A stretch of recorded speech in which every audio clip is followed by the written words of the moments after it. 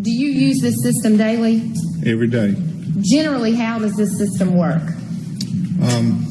It's recording through cameras, and they send all the information to a hard drive. It's stored there depending on average anywhere from 30 to 35 days worth of storage. And we can put in a time frame, a date, a hour, a minute, and record a time frame from any particular camera.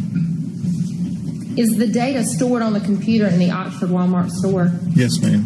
And how is it stored? It's just stored through a hard drive. It recycles every, like I said, 30 to 35 days. Through the system, are you able to retrieve particular images or videos from one or more of your security cameras? I can choose any camera inside the store and watch either a live shot or a recorded shot from a time frame that's still on the database. As long as it says within that 30 or 35 day window? Yes, ma'am.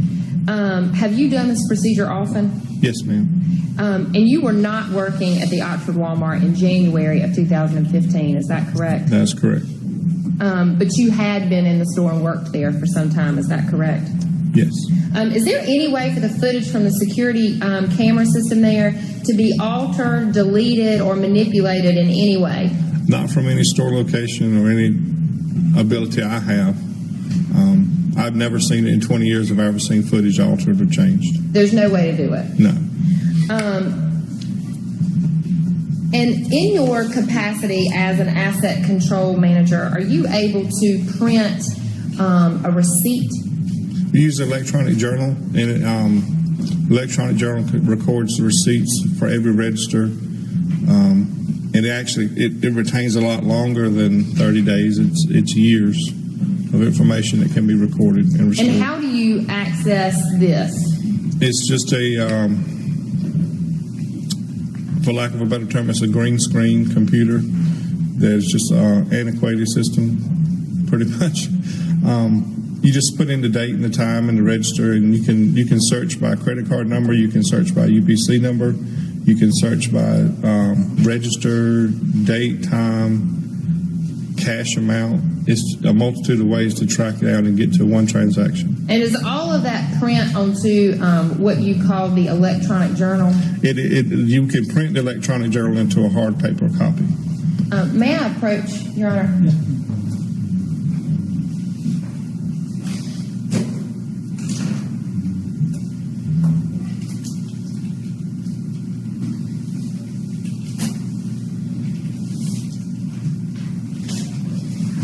Mr. Edwards, I'm showing you what I've marked as State's Exhibit number 190. Do you recognize that?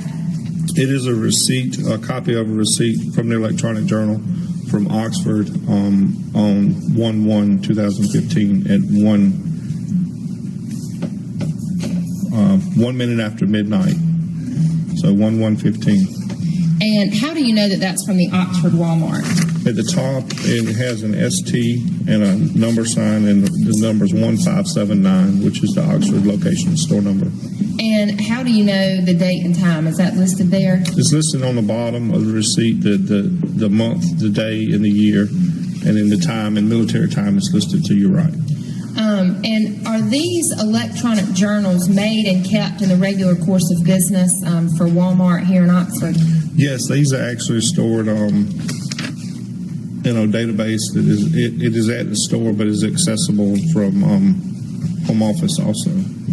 And is this transaction made or is this record of the transaction made at the time that the actual transaction is occurring?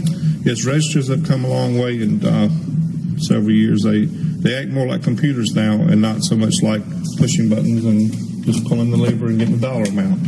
You can track purchases and use the information. And as these items are listed here, is that how they were scanned at the actual register? In order, yes, ma'am. The merchandise, as it went across the scanner, it's done in order on the receipt. Your Honor, the state would move to admit State's Exhibit 190 into evidence. Yeah.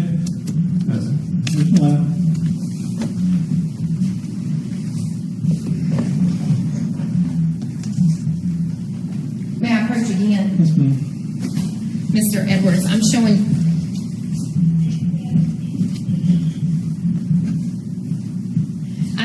you what I've marked as State's Exhibit 191. Do you recognize that? It's a video CD that we use to record and share images. And have you watched this actual DVD or what's contained on this footage here? Yes, ma'am.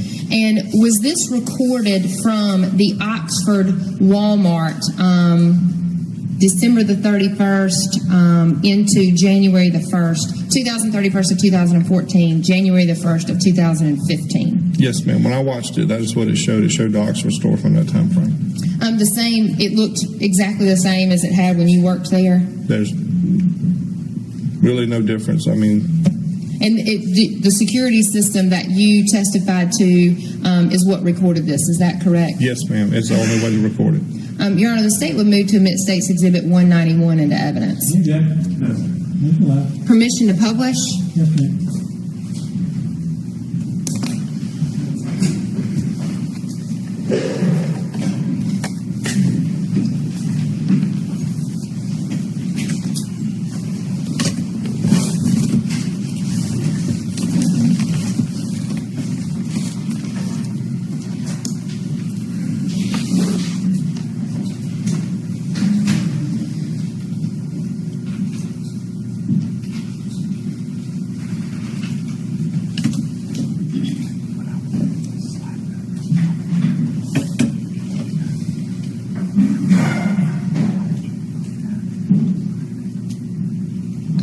So, Mr. Edwards, I'm going to show you particular clips, and if you can tell the jury what part of the store this is and what time and date it is. Yes, ma'am.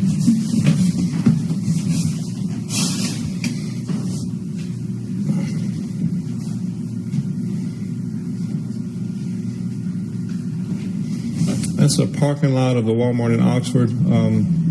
12:31, 11:51 a.m.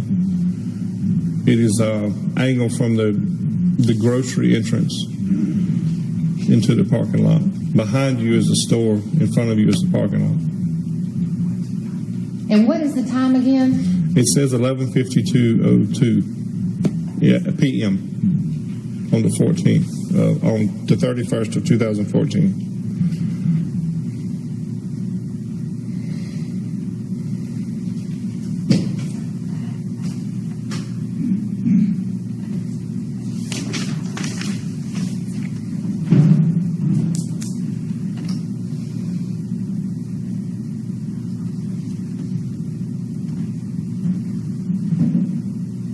And this.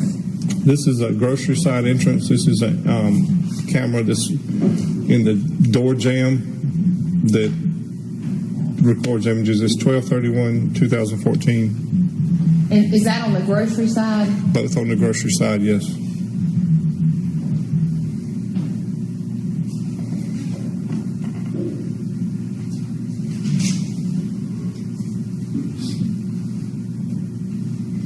This is an angle looking down at the grocery entrance from inside the store.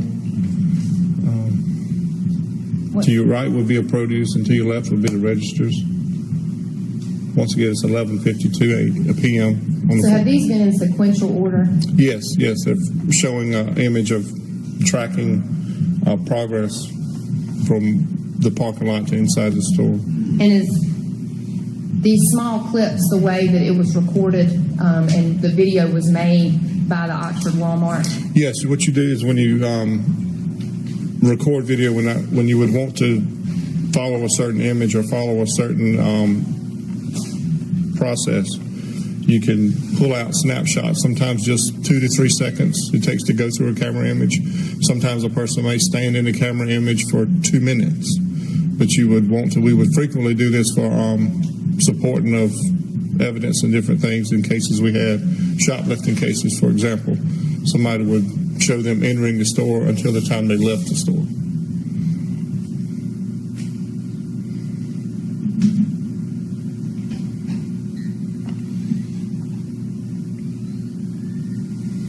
This will be the front entrance will be behind you. This will be looking down. Frozen food is on your left. The cosmetics area is on your right. You're going back into grocery. Way in the far distance is the milk counter. This is the Oxford Walmart. Does there appear to be anything in that basket that the man with the sweater's pushing? It wasn't. I didn't see anything when he came in. No.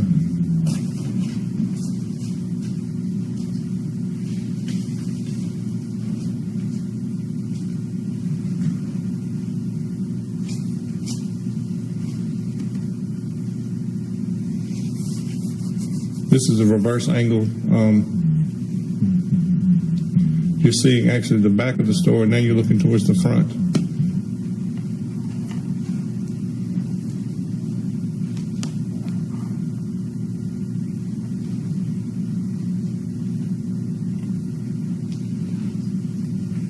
And what's the time? It's 11:54 p.m.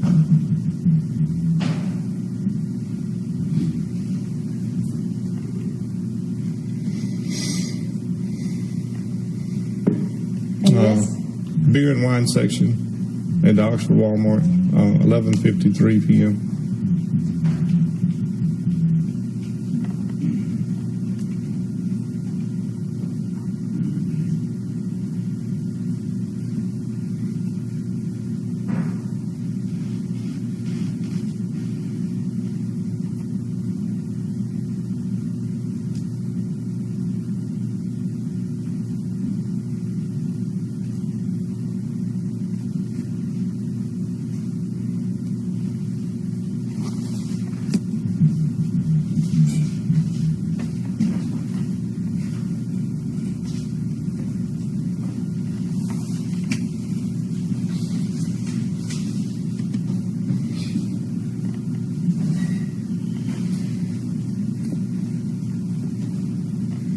And this? This is toys would be on your right. Home living, sheets, blankets, and things would be on your left. And what time is this? 11:56, 11:57 p.m.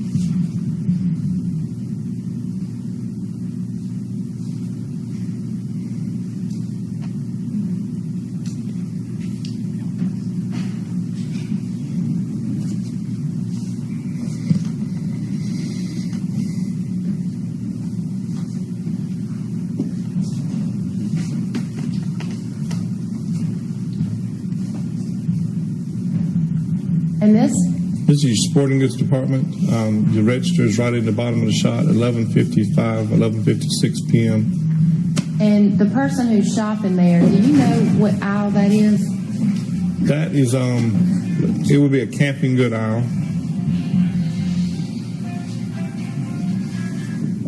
I'm sorry, can you repeat that? It would be a camping aisle of camping supplies. Like what sort of camping supplies? Lanterns, propane, tents, just things you would use on a weekend camping trip.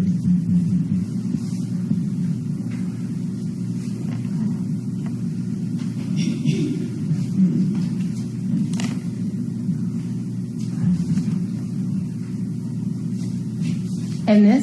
This is the same shop we were looking at a moment ago. The sheets and the blankets are on your left, and the toy department's on your right. The time frame is different. It's 11:58 p.m. So it's several minutes later than this shot that we saw before.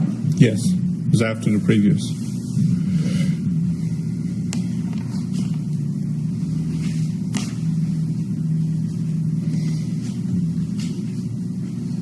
And this?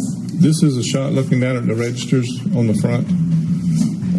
To your left would be, at the bottom would be jewelry, and then the ladies' wear department, and then your cash registers to your right. So the person who was shopping, when they, let me just play that one again. At 11:59, when the person comes into frame who's shopping, when he turns to what would be, we're looking at the right. What is that? The register line? Yes, that would be at that time of night in Walmart is closing in just 2 minutes. Only one register is open, and that would be the cigarette register, register 15. So is the Walmart in Oxford a 24-hour store, or it closes at midnight? 6 a.m. to midnight.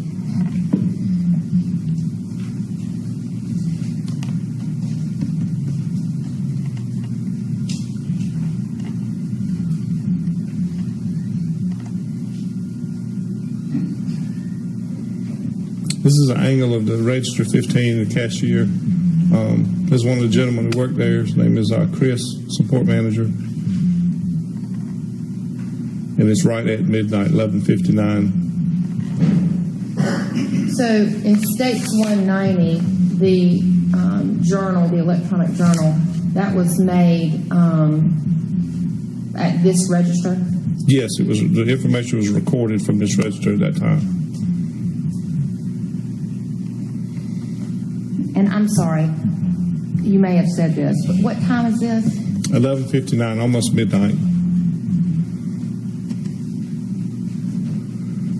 And what is this? Midnight. It went from 11:59 to 12 a.m. Cashiers just simply ringing up the items inside the basket.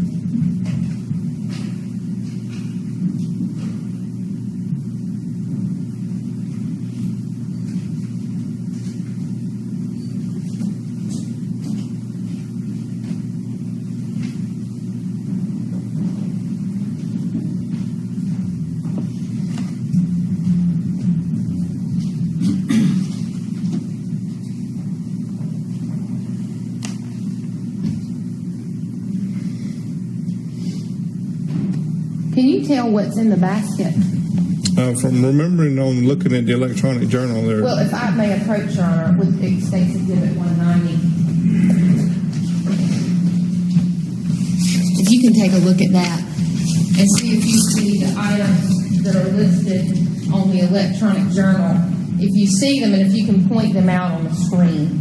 The first three things she rang up were roughneck containers, the storage totes.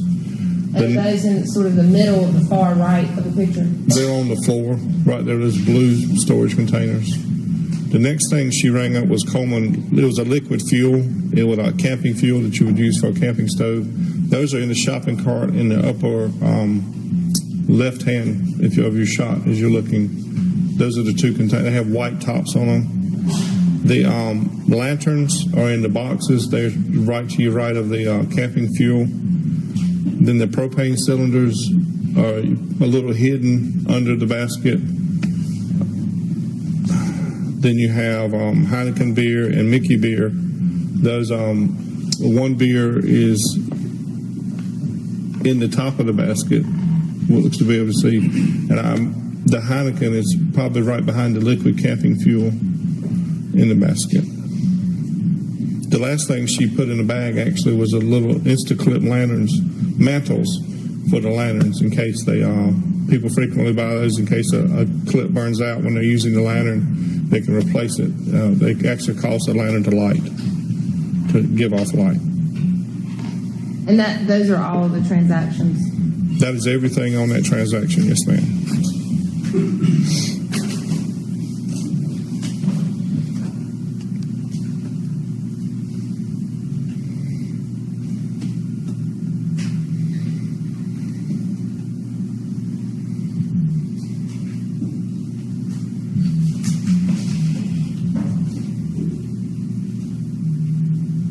Did you see what form of payment this customer used?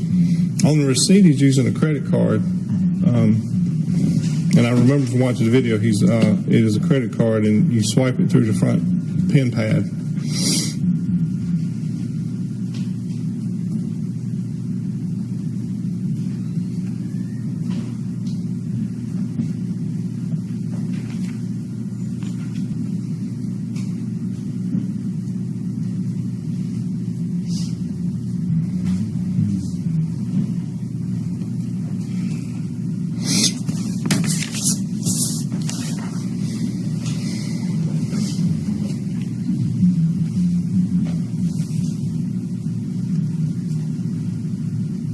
And this? The purchase that was made is at the top of the screen. Gentleman's having the basket, leaving the store. It's the registers on your right, the front. This is a front end shot. Ice machine, vision center, and different things are on your. The opening that is now a vision center is on your right hand side. So is he heading back out the entrance that he came in? That's the only entrance open after 9 p.m. is the grocery entrance. So yes, enter and exit the same way.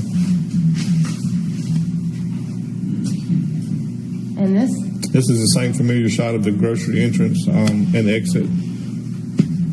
So it's the only way in and out of the building after 9 p.m.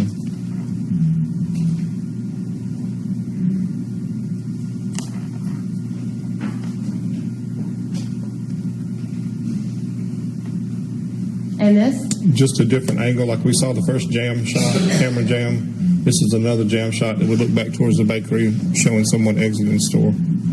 And I'm going to show you this again. What time was that? 12:02 a.m. on the 1st of 2015.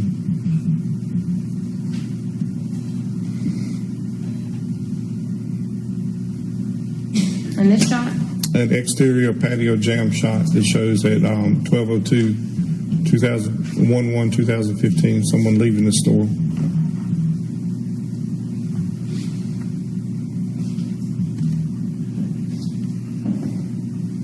And this? This is a shot we started with. It's a rooftop shot, looking down at the parking lot from the grocery side of the store.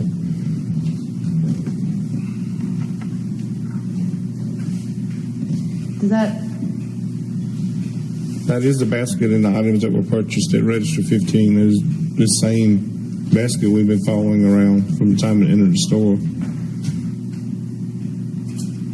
It appears to be the same vehicle that arrived when we started watching. Same parking spot, same place. And what time is this? This is 12:03 a.m. on the 1st of 2015.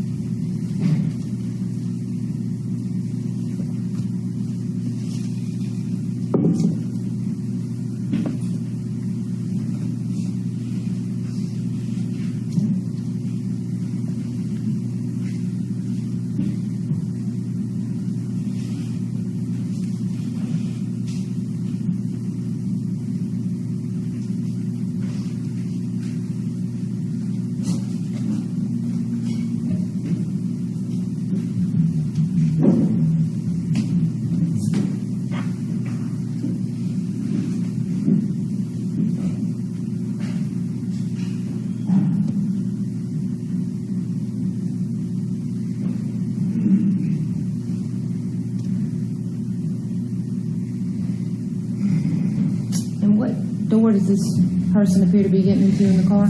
There's a passenger front passenger door of the vehicle.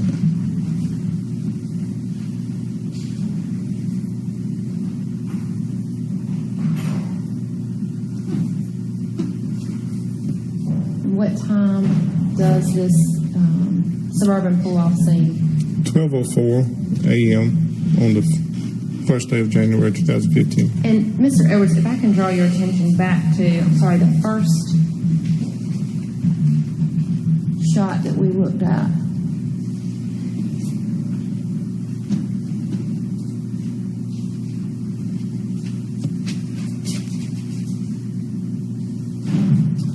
And what door appears to open? The passenger door of the vehicle. And when you see the person walking, will you tell me if he's the same person that's walking throughout the store? And what time it is? It's 11:52 p.m. on the 31st.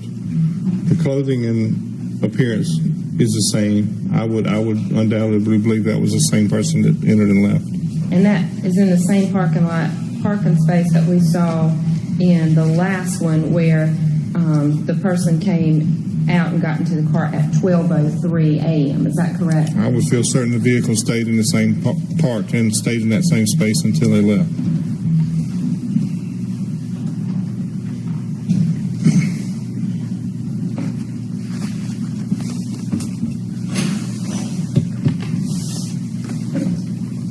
If I may approach the clerk.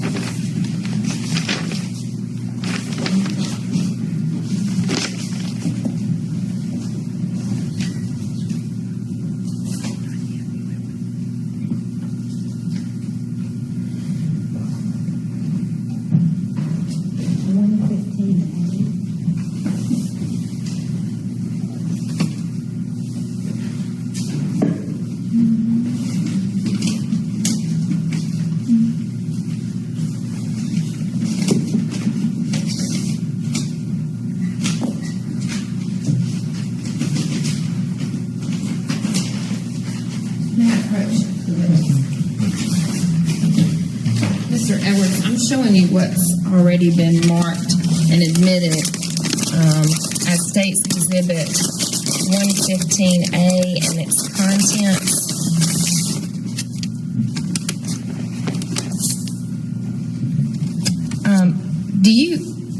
What are the last 4 digits of the credit card that's on this electronic journal States 190?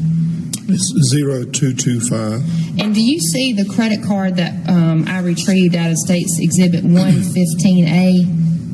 It's a credit card, the name Jerome T. Faulkner. The last 4 digits on it are identical to the receipt 0225. Thank you, sir. I don't have anything further.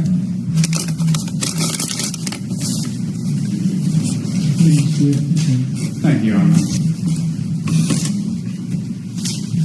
Good morning, Mr. Evans. Morning. Yeah, be able to play the first video. The first one? Yes, Mr. Evans, if you direct your attention, this is should be that first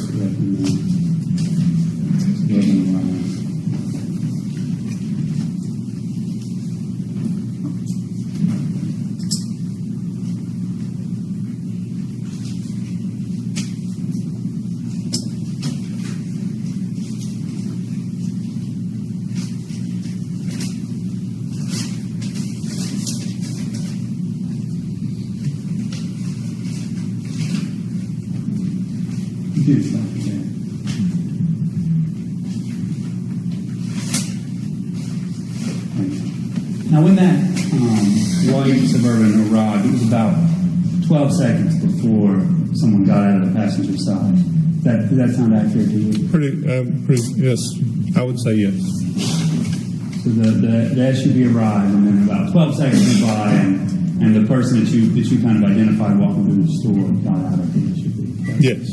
And I assume during the daytime at Walmart, the parking lot has more cars in it than that. We hope so. The parking lot was pretty empty. There was just a couple of cars there. It was right at closing time, and I can only guess that the gentleman's asking the associate coming out, is the store still open? And the Walmart closed at midnight. Yes. And it was, I think you said 11:52, so just 8 minutes before the store was closed. And the SUV parked in the second closest space to the building. Is that accurate? Yes. Thank you. If you want.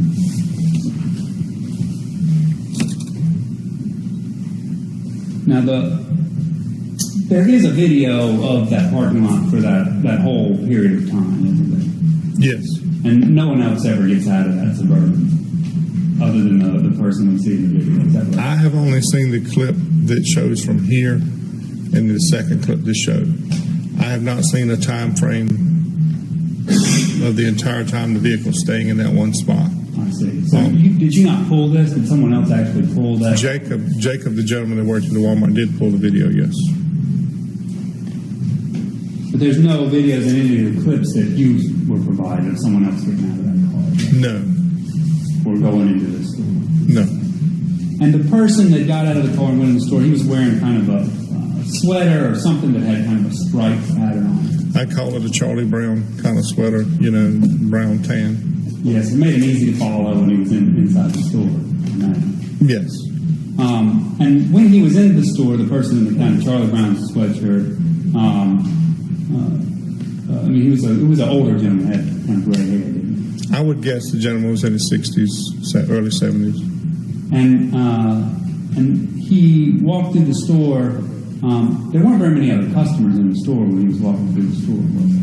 I didn't see any other customers inside the store. I only saw associates in the video clips. And they were doing different things around the store, but they weren't customers. No, they typically stock at that time of night, so they were all productive, putting away merchandise. And in one of those shots, you can see the person wearing the Charlie Brown sweater actually talked to one of the associates, don't you? Yes.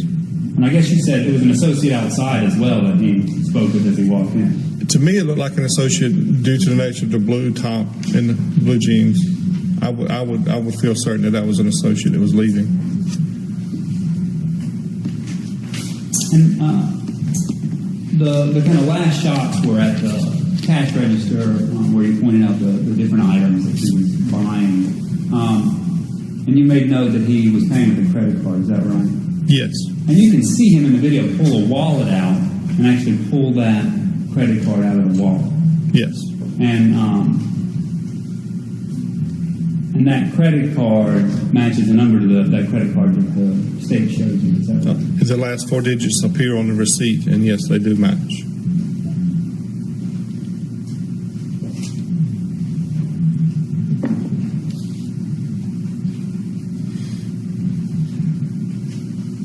Thanks, sir. I have no question. You ready? No, sir. Thanks, sir. You stand. Thank you. Except for ask Mr. Edwards to be released from his subpoena. Any objection? Are they understood? Yes, Your Honor. The state called Cindy Royster.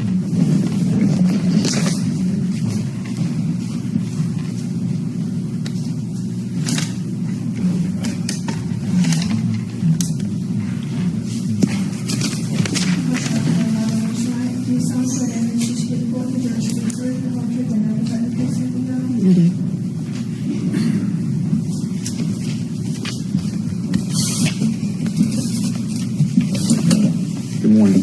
Good morning. Can you state your name for the record? Cindy Royster. And Ms. Royster, if you could just speak up a little bit because the jurors all need to hear you. Cindy Royster. Ms. Royster, how are you employed? Telecommunicator with Granville County. And how long have you been employed as a telecommunicator with Granville County? Almost 6 years. Where do you live? In Granville County. And what particular part of Granville County? Off 96 North. Okay. Do you live in the Cornwall community? It's more considered Oak Hill where I live. Okay.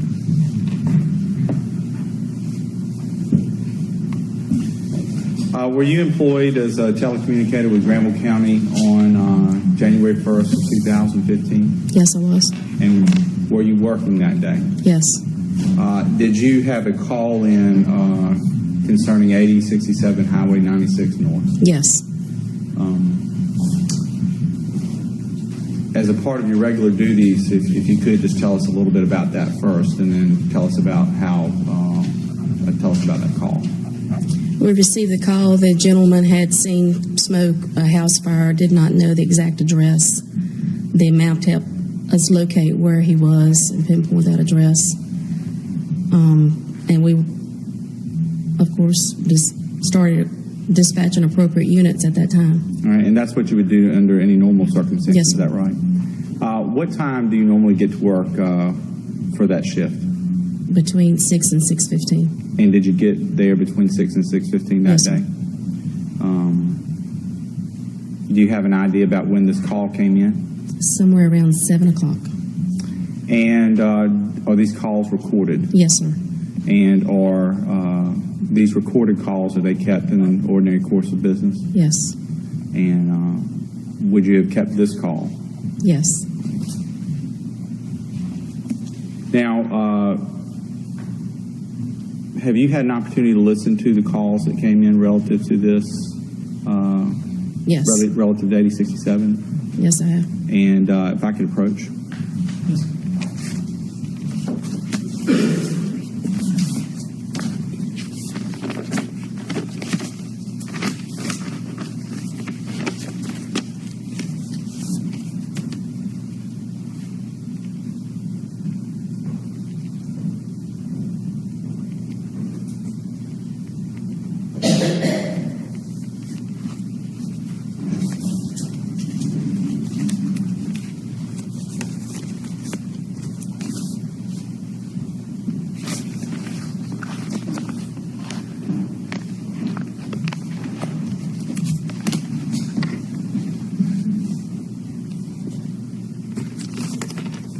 Ms. Royster, I'm approaching with an item that has been marked in State's Exhibit 192 for identification purposes. If you could take a moment and examine it.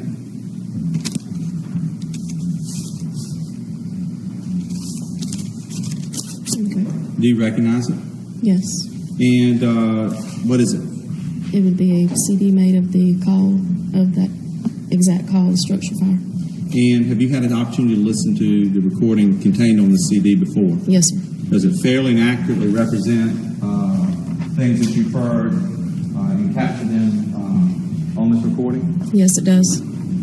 Your Honor, we'd ask that State's Exhibit 192 be admitted into evidence. You got it. No, Judge.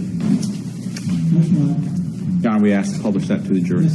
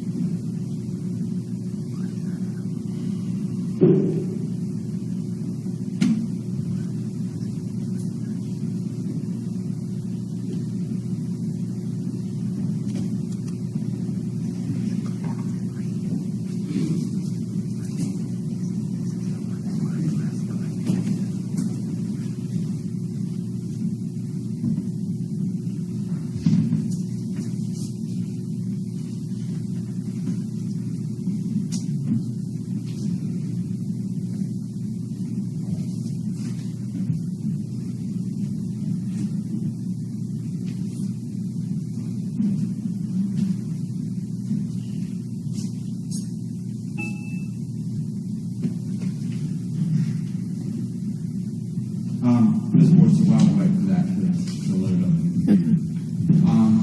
tell us a little bit about how that call came in. It came in as, like I said, a passerby told us what he saw. He went back up. I believe he turned around, went back to the house, knocked on the door, tried to get someone to the door. When the address came in, did you recognize it? Yes, I did, And why did you recognize it? because I knew the people that lived there. Okay. How did you know them? The Faulkners were in the Cornwall Fire Department. I had been on the fire department with them. Okay. How long were you on the fire department with them? Approximately 10 years. And did you know them any other way besides the Cornwall Fire Department? Yes, they were personal friends. Okay. Had you visited in their home? Yes. Can you tell us a little bit about them? They were well known, would help anybody in the community. Just very lovable people. When is the last time you had a chance to see them before January 1st? I'm unsure of the date, sometime in the fall of that 2014. Would you have visited with them?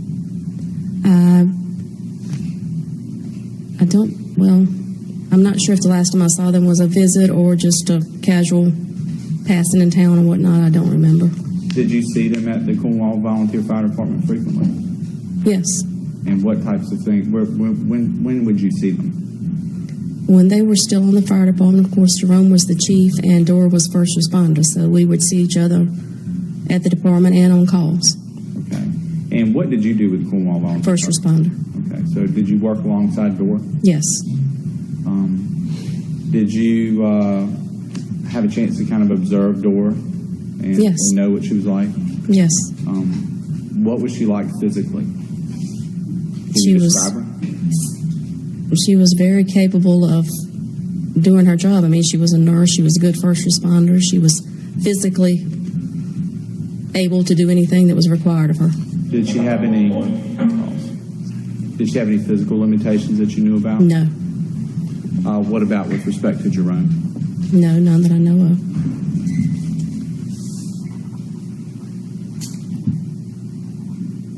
Your Honor, if we could go ahead and publish this. Yes.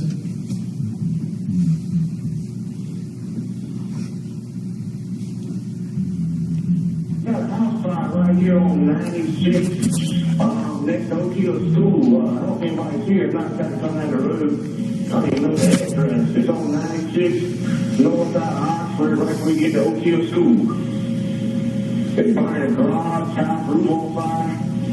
Hey, you don't see that address on the mailbox or anything? Well, I'm up there next to the house, huh? I'm trying to make sure nobody here, man. I don't see no cars. I don't see no lights on. I'm gonna bang on the door, man. I don't know what the heck. Stuff falling off the roof. Fucking get here, man. I was just my own thing. All right. 911. Hello? Anybody there? 911. Yes, ma'am. I just called in the fire, but EMS just showed up. It was the fire at 8067 on Highway 96. 8067 halfway to Oakhill School. Is it the main house? Yes, the house is burned. The house garage is something. It's going up here. Okay, do you know if anybody's there or not? I feel on the door. I'm scared going inside the fire. I feel on the door. I don't see any cars here in the garage. I feel on the door as best I could. Didn't know how to answer, but I don't see anybody. Okay, all right, we got them on the way out there, sir. All right, all right, all right. All right. Yeah.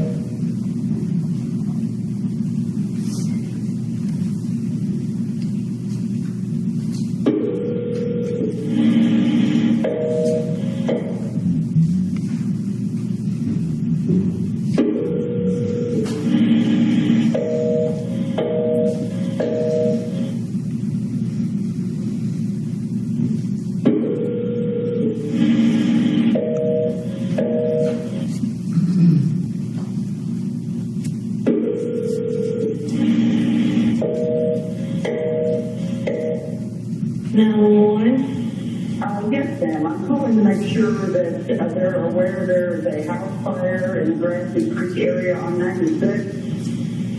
Oh, Charlie Stillwell? No, it's on 96. Oh, 96, yeah, okay, I got you. We got them, you just send them around. Yeah, they're right. Okay, just want to make sure because we do pass it and we didn't tree anything. Okay, here it comes. All right, new fire. Ms. Royster, did you have a chance to listen to that? I did. The calls that came in, the second call were you the telecommunicator that answered that call? Yes, I was. And you asked about the main house. Why Yes. did you ask that question? Because I knew there was a big garage that was adjacent to it that's really big, and I wanted to make sure that he was speaking of the right building. Okay. The third call, you asked about the Charlie Stovall Road. Why did you ask that? She was hitting off the Charlie Stovall Tower, best I remember, which is close by, and that's why I asked that. It would have been seen from that road, but best I remember, that was why. Okay. A cell Now- phone would have hit from the tower. Are you able to, when someone calls in, are you able to have a general location as to where they might be calling from?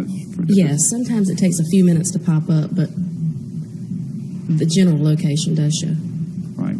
Now, after you've gotten these calls, what started to happen next? After the initial calls? After the initial calls. Well, the dispatch of the units. Dispatch of the units to the scene. Right. There were some busy signals. Mm-hmm. What was going on while we heard that? I was trying to call the house back to see if I could get somebody to answer. Did you know the number? Yes. And were you able to ever get anybody to answer? No.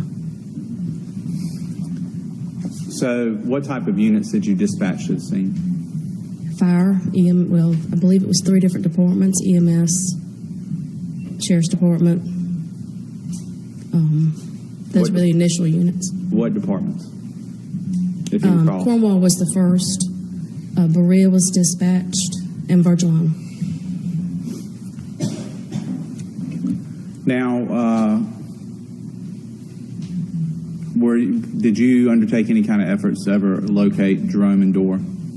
Yes. Okay, can you tell us a little bit about that? We worked throughout the day, pinging the cell phone, trying to locate the last location of that, calling the area hospitals to see if they were injured or something, calling area motels. Numerous calls were made throughout the day, trying to locate them.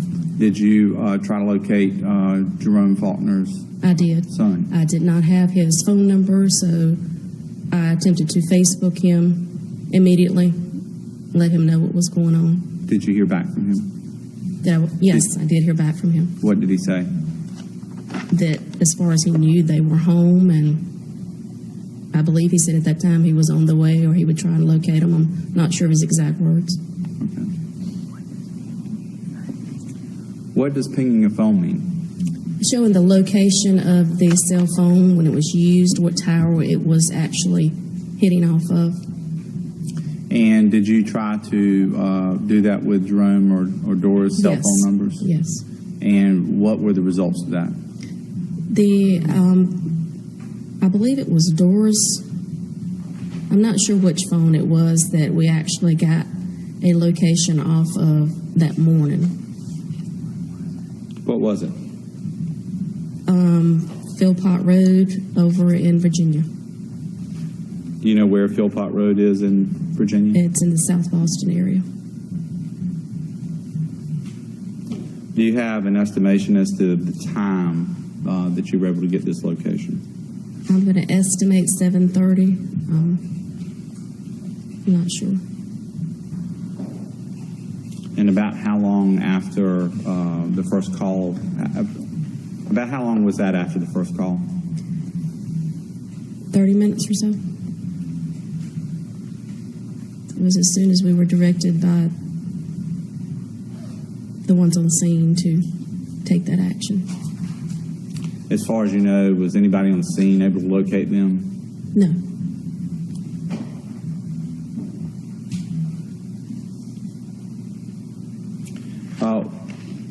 You mentioned there was quite a bit of activity in the 911 center throughout the day. Can you talk about that? Well, as I said, we spent the day trying to locate them in various places. What places were you trying to locate them? Hospitals, motels.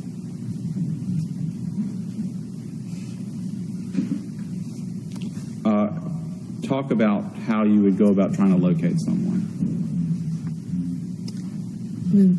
First, I remember starting with the area hospitals, and being from the area, I knew which ones to call and whatnot. I believe I was directed by some of the people on the scene, too, of where to call, and just started looking at what was local to the area that they may have gone to as far as a motel. There was a power outage the night before, and we were thinking maybe they left because of that.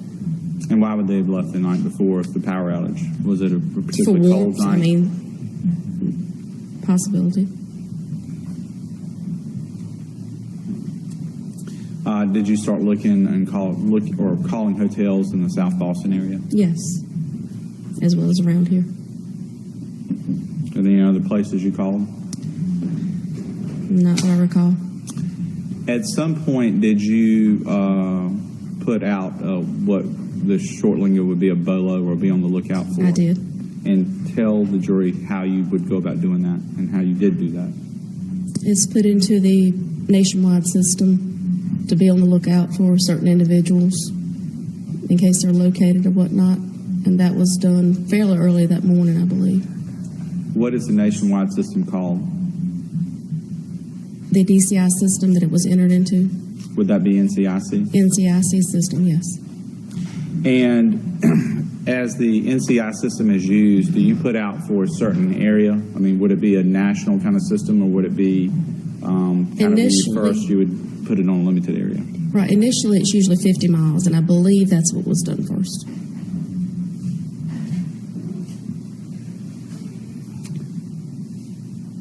Did you have anything as a result of that 50-mile BOA? No. And about what time of day was this? I would say within an hour, 2 hours. I'm not clear what time it was.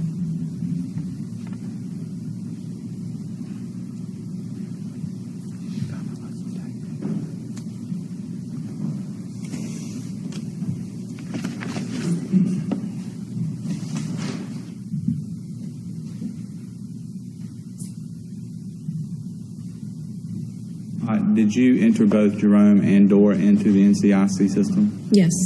And how do you do that? You basically enter any information you have, date of birth, name, driver's license, anything we had on them into the system. And what happens if someone, where does that information go? If somebody were to come across them and run their driver's license or whatnot, it would pop up that they were missing at that point. So if they were to, for instance, if someone's driver's license were to be run, would it eventually come back to you or alert you that Yes. it has been run? Yes, it would.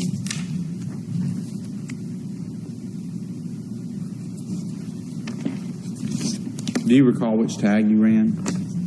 Not specifically, no. May I approach? Yes.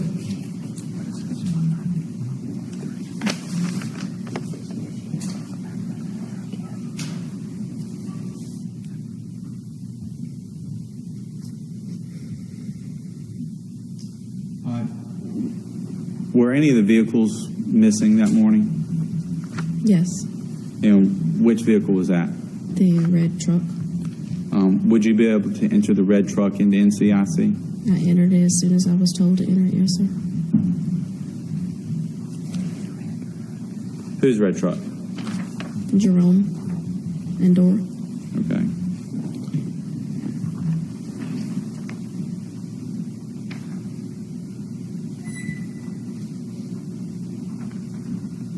May I approach? Yes.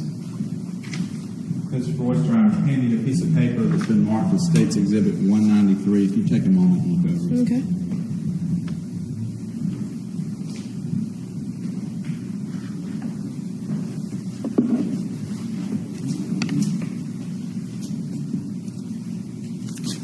Ms. Royster, do you recognize it? I do. And what is it? That's the NCIC entry where they were entered as missing persons. And the tag. Is it in the same or substantially similar condition as the last time you saw it? Yes, it is. Is that a record that's kept in the normal course of business? It is. All right, Your Honor, we'd ask that 193 be admitted into evidence. Ms. Royster, what time did you enter Jerome and Dora Faulkner into the NCIC system?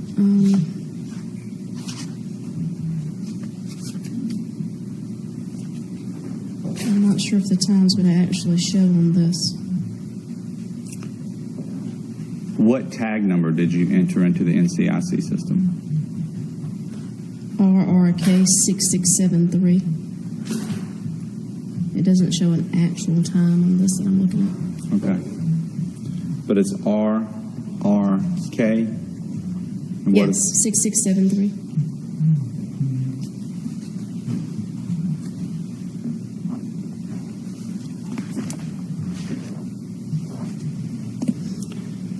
As the day went on, what type of assets were sent up to 8067 Cornwall Road? Did the scene kind of change, I guess? The fire marshal's office was dispatched up. Why would the fire marshal's office be dispatched up? The firefighters, whoever was in command on scene, requested they be dispatched. All right. Is that normal with almost all structure fires? If there's a suspicion, normally, What kind of suspicion? that it's some type of unnatural fire, When we say Something that- unnatural, meaning that, something that may have possibly been set. okay. And throughout the day, have Jerome and Dora been located at this point? No, they had not. And was there a time when the sheriff's department was requested to respond to the scene? Yes. Tell us about a little bit about that afternoon. How did your shift end? How did it end? Yes. Just before the shift end, well, probably an hour before shift end, we did receive a call from West Virginia. They had a delayed hit. What is a delayed hit? They had essentially got information back that the tag they had run had been entered as missing from our agency Okay. And or stolen. do you mean that someone in West Virginia had entered the same tag that Yes. you just Yes. told the jury about into their system in the NCIC? Right. And did it alert them that you had Yes, sir. listed them as a missing person? Yes. Did you get that call? Yes. What did you do because of that? I do not remember the name from West Virginia, but I believe it was a sergeant. Gave me the information to have. I believe it was given to the lieutenant on the shift to call him, and I passed that information along. Do you remember the information that you got, that you passed along? At that time, I believe it was just need to return a phone call. All right, what information did you get later, if any? I believe that's the only information I received before the end of shift from West Virginia.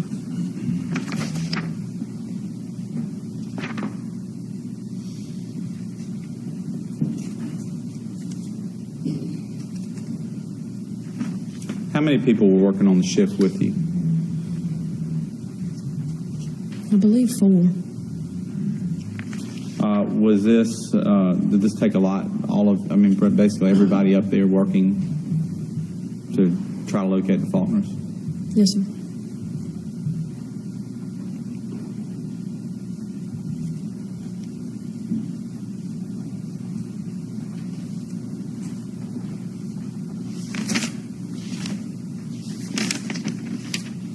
How long were you mentioned you were in the Cornwall Volunteer Fire Department? Approximately 10 years. All right. Was Jerome the chief the whole time? Yes. Well, maybe not the last 6 months or so. I'm not quite sure exactly when he stepped down as chief. The majority of the time, mostly. What kind were they? You said they were friends. Were they kind of neighbors? Did they live close by? Yes. What kind of neighbors were they? Wonderful neighbors. Good people.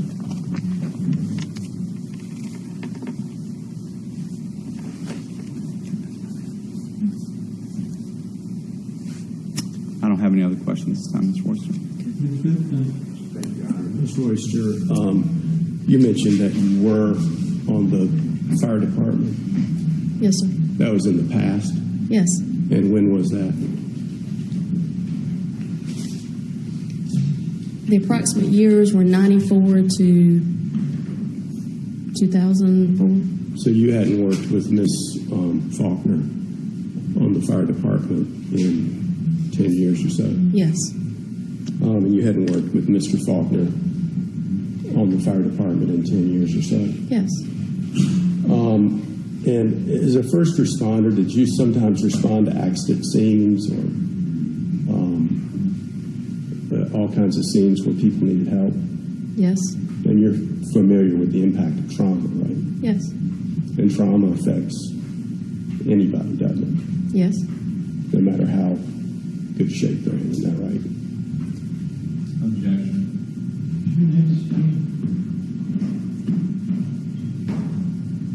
rephrase the question, please? Well, I mean, the appropriate amount of trauma can affect anyone, can it? It can. It doesn't necessarily affect everyone the same way, That's but right. it can affect them. I don't have anything further, Your Honor, Ms. Royce. Thank you. Questions for your relation, Yes, Your Honor. Any objection? No, sir. For them, Yes, Your Honor. The state will call Mr. Allen Glover.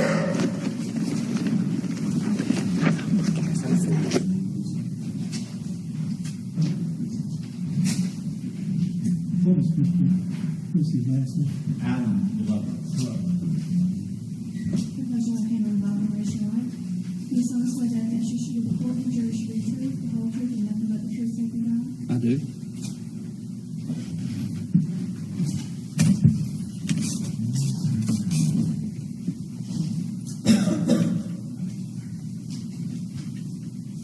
Can you state your name for the record? Alan Glover. And Mr. Glover, where do you live? I live in Oxford. Have you lived in Oxford your entire life? No, I have not. Where else have you lived? I lived in the Cornwall community. Okay, and when did you live in the Cornwall community? 2000 until 2006, I believe. Do you still have some connections to that community? I do. And how, where are they? I currently work in that community, and I also serve as a firefighter on the Cornwall Volunteer Fire Department.